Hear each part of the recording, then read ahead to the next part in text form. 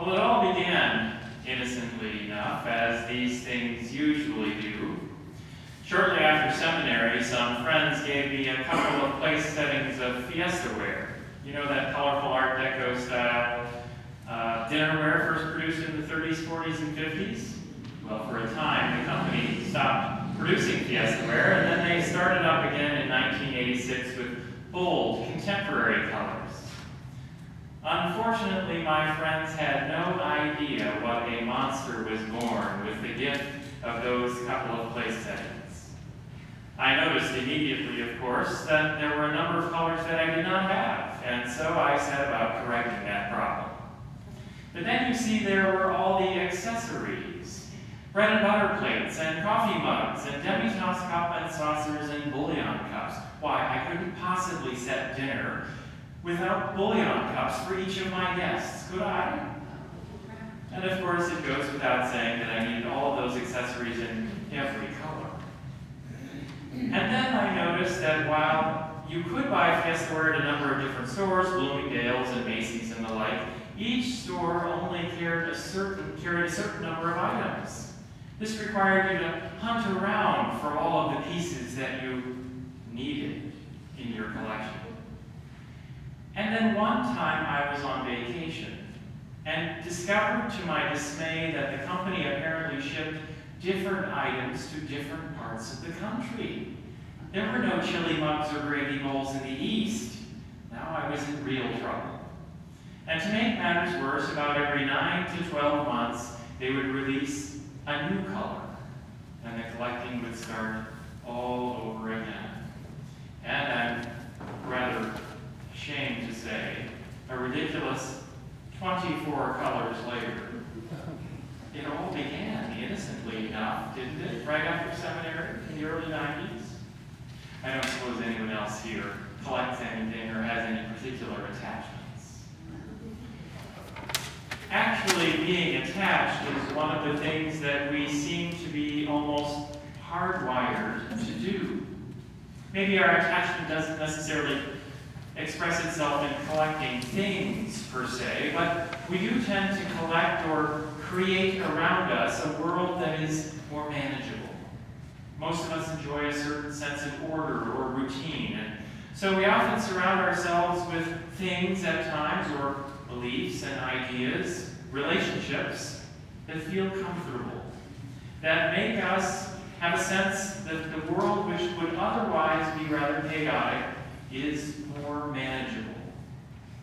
We're creatures who become attached, whether to fiesta ware, as ridiculous as that is, or to a particular political approach, or to a host of other things that end up defining our lives. Attachment is what we do. Forgiveness is not what we do. We are not hardwired to forgive. In fact, for most of us, when we believe we've been harmed, every fiber of our being cries out against forgiving. We immediately come up with 100 reasons why we are not needed, why it's not needed that we forgive. I can't just let them off the hook. Forgiving them would mean justifying what they did. It would mean that I agree that what they did was okay. Why, they would never learn anything if I forgave them. We have to teach them a lesson, or they'll keep on doing it. Or I want them to suffer like I have suffered. You do the crime, you pay the time. Isn't that the old saying? The list of reasons not to forgive is probably as numerous as there are people. We can become very artful in coming up with our own reasons. And we have an amazing capacity for becoming attached to our reasons for not forgiving. Attachment, we do incredibly well. Forgiveness, not so well. When Pope John Paul II forgave Ali Aksa, the Turkish man who had tried to assassinate him in 1981, many people were amazed at the Pope's action. It was on the cover of Time magazine that the Pope would reach out and embrace, literally, this man and in fact call him my brother.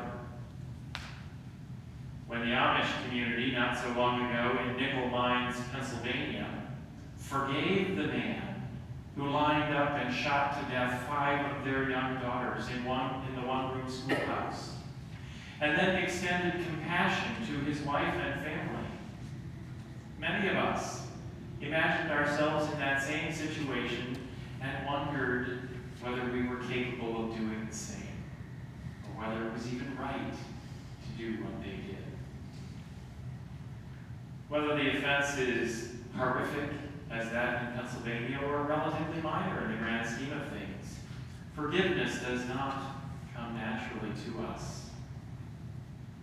And yet Jesus' life and the lessons that he taught his disciples were infused with messages about reconciliation, about fresh starts, about forgiveness.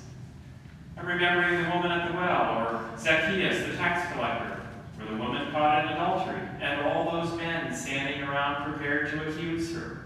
The list is long of stories from Jesus' life and his teachings, whose heart and substance is about restoration, about new beginnings, about release from things that bind people, about forgiveness. It's quite safe to say that this was a major theme of Jesus' ministry. In fact, much Christian theology has argued that this is the central theme of Jesus' ministry. This was the purpose for his life and death and resurrection, to reconcile us to each other and to God. But just saying that that is so doesn't make it easy to live that out as Christians. Clarence Jordan, who's the author of the Cotton Patch version of the Gospels, which was so popular in the 60s and 70s, once quipped in his wonderfully colloquial way, "We'll worship the hind legs off of Jesus, then not lift a finger to do a single thing he says." Why is forgiveness so hard for us? Why is that? I wonder if it's not because we've been sold a bill of goods about what forgiveness really looks like on the ground, what it looks like in daily living from week to week. Some have argued that to truly forgive, we must also then forget about what has happened. Forgive and forget, the old saying goes. But is this realistic? Is this even desirable, I wonder? In fact, most of us are forever changed by difficult and painful experiences in our lives. Choosing to forgive does bring release, yes, and freedom, and a chance to move forward with new energy and hope in our lives. But there can be great wisdom in remembering. How many amazing things have been developed in our world because people purposefully remembered. They did not forget. Mothers Against Drunk Driving, Megan's Law, and many, many other organizations and movements that you're involved in the life of this congregation and in our community. Over the years in my work in hospice, at times the hospice team would simply drop the ball. We wouldn't do as we had intended, providing the best care to a particular patient or family. We promised to take good care of them until they died, and then the family afterwards. But occasionally we would drop the ball. And my most difficult visits in that decade was not visiting someone when they died, or even working with a family that was very conflicted and fighting among themselves, or a family that was having trouble coming to terms with the death of their loved one. My most difficult visits were when I needed to represent the hospice team, to go into a home, to sit on the couch, and look the family in the eye and apologize for some failure on our part.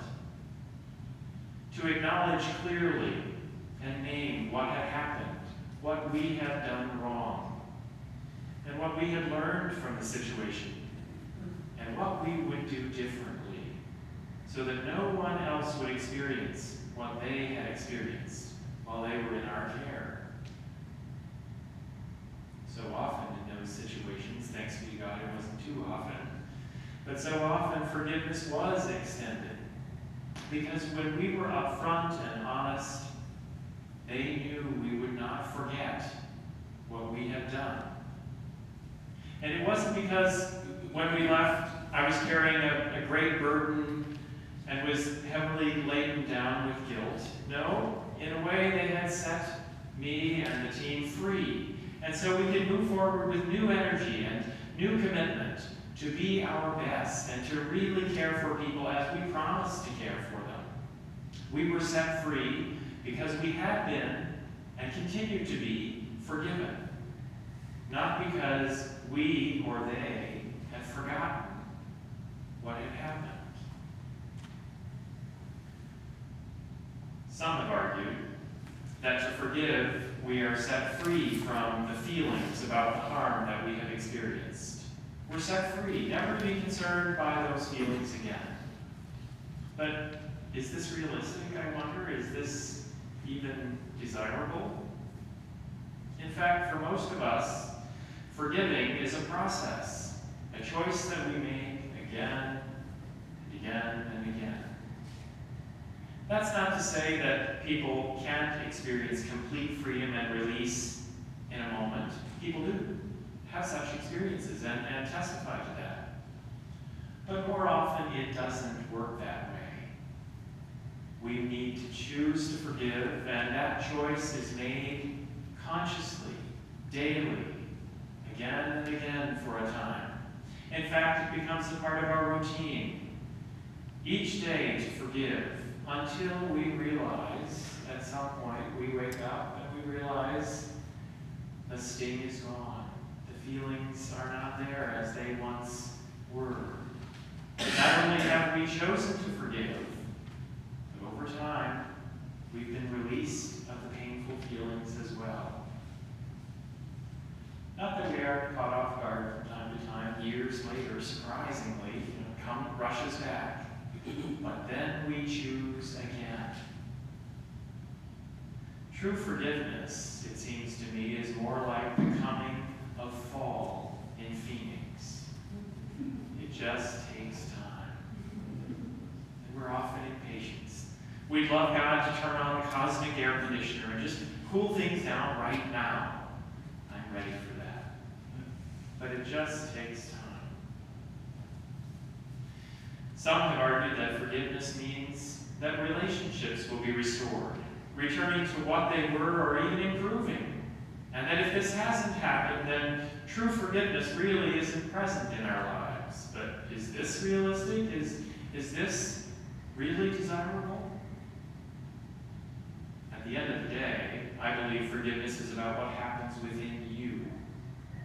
When you choose to forgive another, yes, in a way it's about them, but they may not respond at all.